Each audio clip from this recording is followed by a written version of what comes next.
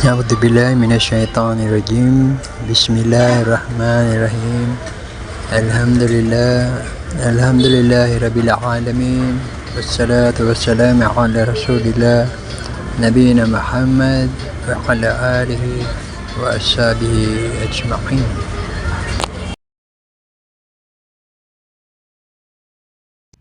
Okay. So doon papasok yung magpakilala naman ako kasi kayo nagpakilala. Ako rin ay dating Katolik.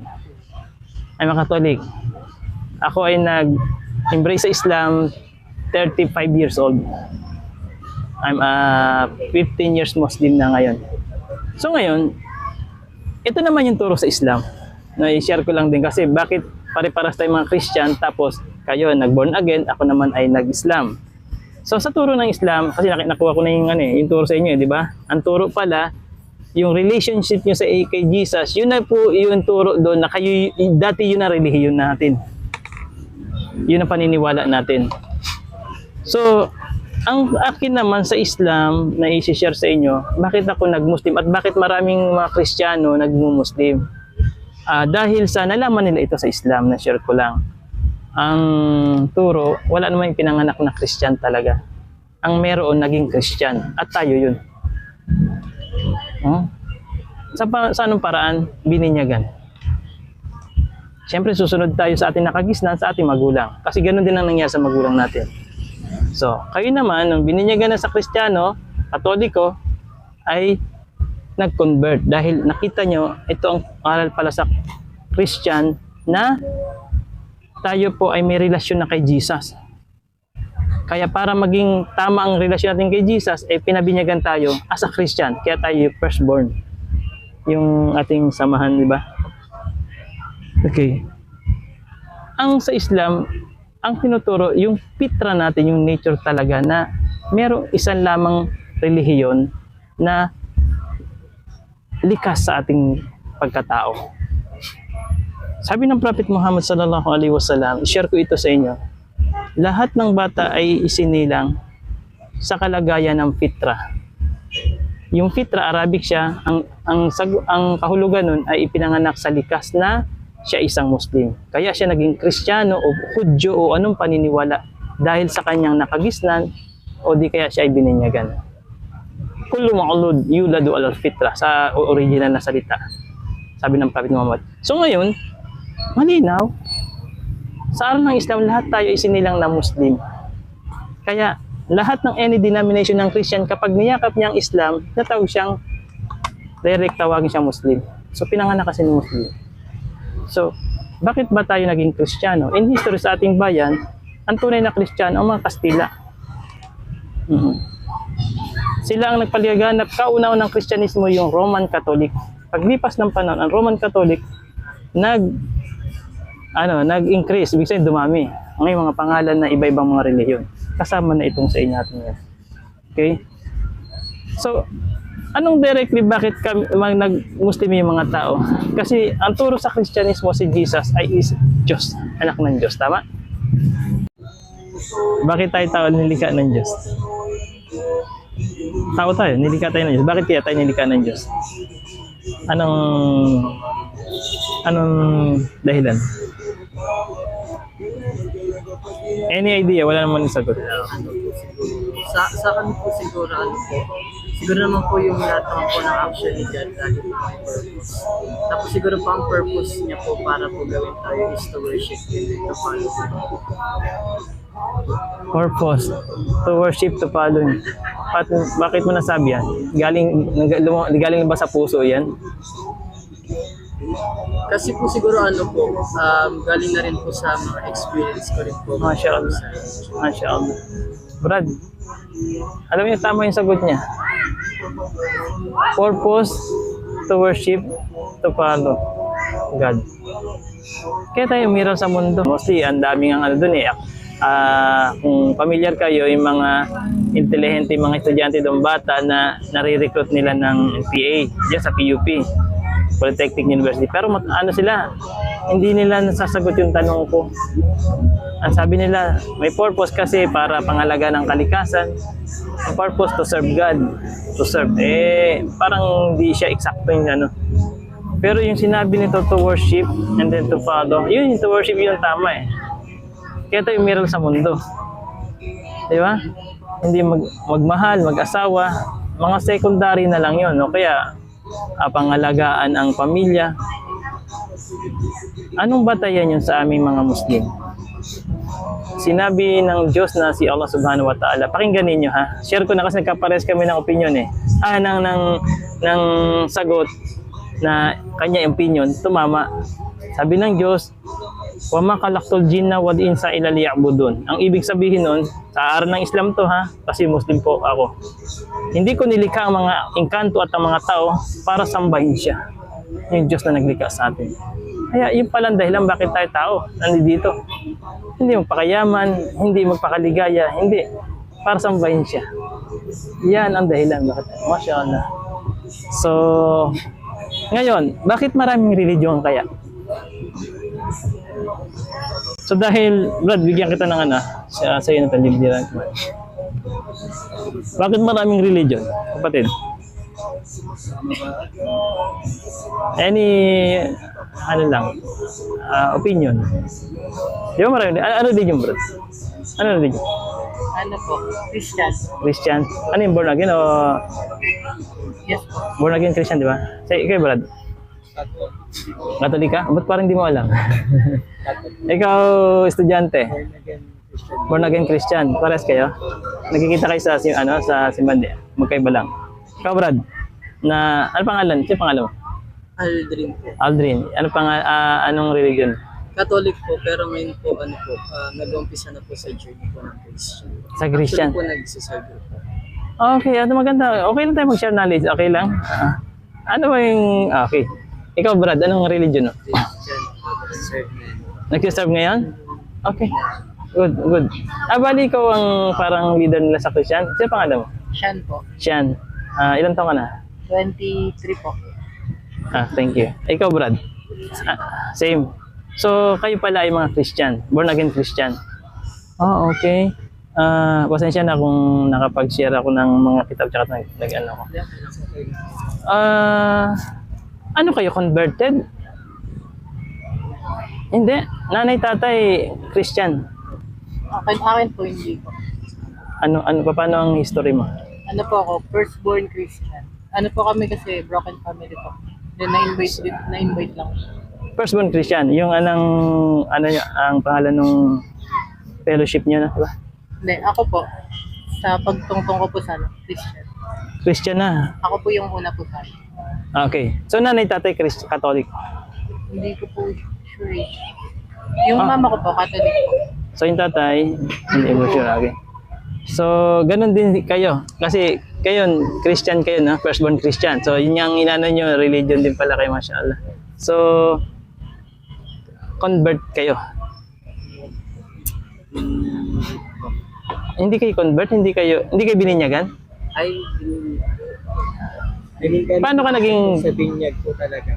Sa Catholic po sa paper. Catholic po. Pero pag sinabi po kasi firstborn Christian, which is, yun, ngayon kami po yung sarili po namin siyang decision, hindi po sa religion. Okay. Para po sa relationship po. Good. Maganda yung niya, napaliwanag niya. So ngayon, what I mean, kayo ay Catholic. Tapos, sa firstborn Christian, ang teaching, pakiulit niyo sinabi mo ba, Brad? Sa paper po, yung Catholic. Yung Catholic, binibinyag kayo. Mas nag-decide po kung sa relationship po kayo ka, yun po yung born again. Yung Christian. Yun ang yung nagtatag na born Christian. Ibig sabihin, ang nature mo, ninyo na turo sa born Christian, sa Christian ay namin patungkol kay Jesus.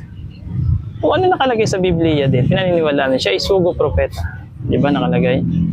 So sa amin, si Jesus ay minamahal, ginagalang bilang isang sugo, katulad ng mga sugong nauna sa kanya, si Moses, Abraham, Noah. Dahil ang pagkakalika sa kanya ay meron siyang nanay, wala siyang magulang na pinanggaling ng tatay. Nanay lang. Hinalimbawa siya sa aral ng Islam, sabi ng Allah Subhanahu wa Ta'ala, kasi ang Diyos ay si Allah. No? Siya po ang naglikha ng lahat. Kasi siya nagsabi, Ana Rabbul Alamin, ako ang Panginoon ng lahat ng nilalang. Hindi siya Diyos lamang ng mga Muslim, ha? Kung hindi, siya nagsabi, ako ang Panginoon ng lahat ng nilalang. Si Allah. So sabi ni Allah, inna matala Isa indallahi kamatali Adam. Si Jesus, sabi ni Allah, ay nilikha katulad lang ni Adam. Sino si Adam? Si Adan. Yung first na tao, yung si Adan. Okay? Kala ka huminturab. Si Adan ay nilikha sa alikabok sa lupa ng tagapaglikan Diyos. Summa qala lahu kun fayakun. Si Allah subhanahu wa ta'ala, pag lumilika, from natin magkakaroon. Sasabihin niya lang, magkakaroon na. So dahil yung lupa na yun, hinubog niya at binigyan niya ng spirito at nabuhay ang unang tao. At yun ay si Adan. So hinalimbawa lang si Jesus katulad ni Adan. Si Adan wala naman nanay tatay. Kasi siya ang unang tao, siya ang unang nilikha. So si Jesus may nanay. So ibig sabihin kung si Adan ay hinandol si Jesus, tao si Adan. So malinaw si Jesus, sa aral ng Islam, siya ay tao, pero hindi siya pangkaraniwang tao. Siya ay sugo ng tagapaglikang Diyos na si Allah subhanahu wa ta'ala. So yun ang batayan, ay tungkol kay Jesus. Kaya kami mga Muslim, hindi kami nalilito kung si Jesus ba ay Diyos or bahagi ng Diyos. Hindi, malinaw sa amin kung ano talaga si Jesus, dapat siyang sundin, mahalin, dahil kasi propeta siya ni Allah. Nanilika siya sa pamagitan ng magulang, nanay, walang tatay. Kasi ang tunay na Diyos, hindi pwede siyang masabi may anak. Kasi creator siya eh. Wala siyang pangangailangan sa lahat ng kanyang nilikha. Bagkus ang lahat ng nilikha, siyang nagpo-provide. Yun ang nangangailangan. So, si Jesus talaga siya ay messenger na ipinadala. Dapat siyang mahalin, sundin, igalang dahil kaligtasan kanyang itinuro sa panahon na isinugo siya sa bayan ng Israel. Oh. Pero hindi natatapos ang mensahe, ang prophetic tradition, dahil ang huling propeta na lumabas sa daigdig si Prophet Muhammad, hindi natin nakilala yung bilang mga Christian. Dahil si Jesus at si Muhammad, sila ay magpinsan. Malayo silang magpinsan. Kasi ang pinanggalingan ni Jesus, di ba si Prophet Abraham, father of faith, may dalawang anak yun, si Abraham, Isaac tsaka si Ismael. Yan, si Isaac, nagsalin-salin lahi, lumabas diyan ang si Jesus alayhis salam. Sila Imran, no? Sila ang lolo at lola niya, si Imran, si Hana, si Ismael naman, nagsalin-salin lahi, lumabas siya si Idnan, Ketura, Nebayot, at ang huling propeta na si Muhammad. So kung titignan natin, yung dalawang anak ni Prophet Abraham, meron silang pinanggalingang prophetic age, line. So, malayo sila magpinsan, si Muhammad at si Jesus. Pero nauna si Jesus, na isinugo ng tagapaglikha ni Allah, na si Allah, sa aral ng Islam, 600 years ang pagitan nila. Ibig sabihin, nauna mo na si Jesus pinadala ni Allah subhanahu wa ta'ala, dahil ang turo ni Jesus pinakailaman ng mga tao. So pinadala na naman ni Allah ang huli propeta si Muhammad para ituwid na naman yung nawalang itinuro ni Jesus. Kasi ang turo ni Jesus, ito yung Injil, Ebanghelyo nung tinranslate na. Di ba? Yung magandang balita. So yung original na Injil, yun ang hindi na-preserve sa panahon noon na mga early Christian. So ipinadala si Muhammad 600 years at ito na yung Holy Quran. To complete na yung mga naunang kapahayagan ni Moses, ni Abraham, ni Jesus, ay nandito rin sa Quran. Kaya nga sa Quran, tinatawag ang mga Christian, Ahlul Kitab. Ibig sabihin, sila ay yung mga kapatid, no? Na ibig sabihin, pinaniniwalaan nila ang mga kapahayagan ni Allah subhanahu wa ta'ala. Mga kapatid sila, ang Hudyo at ang Christian. Kasi ang Hudyo, medyo matatigas ang ulo nila eh. So, nag-iba rin sila ng ano. So, yun ang history nun. Kaya, pinakikilala namin sa inyo si Muhammad, siya ang final prophet na isinugo ng tagapaglikha dito. Hindi natin nakilala siya. So, dapat si Jesus, kung ano lang yung turo niya, ay sundin ng mga tao. Alam ko, mga bata kayo, talagang sa edad nyo pa lang yan, ay nagkakaroon na kayo ng eagerness na talagang nananampalataya kayo. Nagre-religion kayo. Pero isama nyo ang Islam. Dahil ang Islam, ano bang kahulugan ng Islam sa pagkakaalam nyo? Wala pang idea.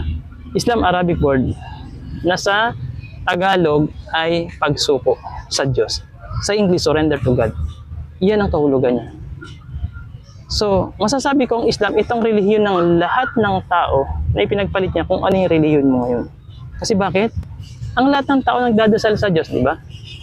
Tumatawag sa Diyos, nananalangin sa Diyos. Islam po yun eh. Sa original na salita. Hindi po yun Katoliko, Saksi ni Jehovah, anything.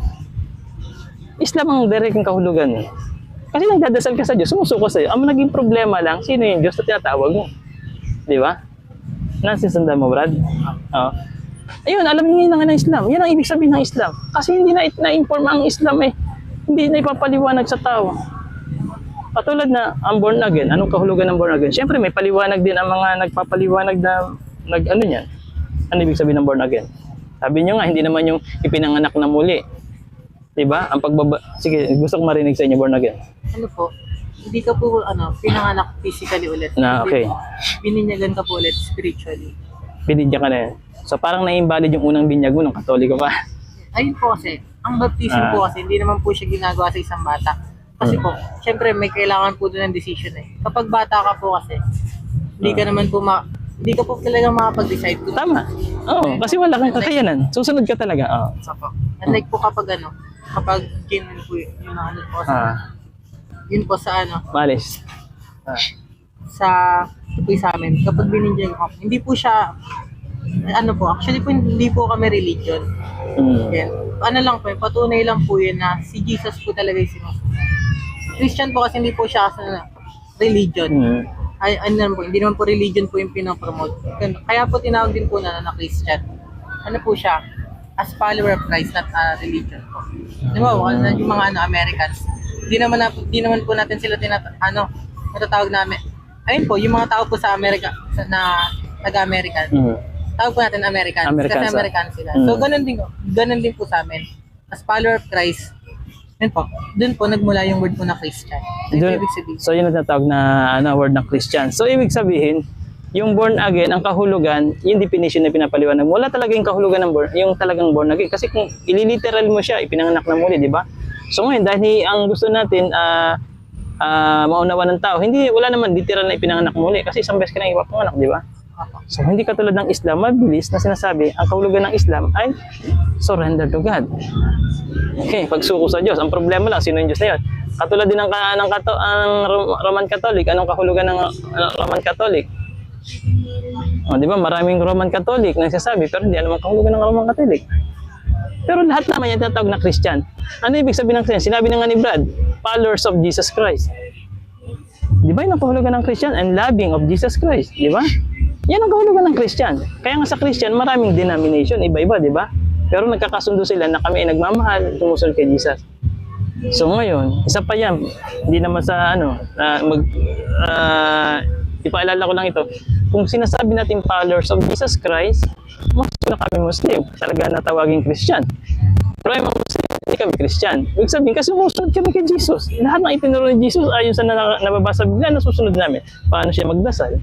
Di ba? Paano siya mag-ayuno? 40 days and 40 nights. Ang mga Muslim, napakahaba, 30 days sa buwan ng Ramadan. So, medyo malapit kami sa katuruan ni Jesus. So, kung worship, ang worship ni Jesus Christ, sumusunod.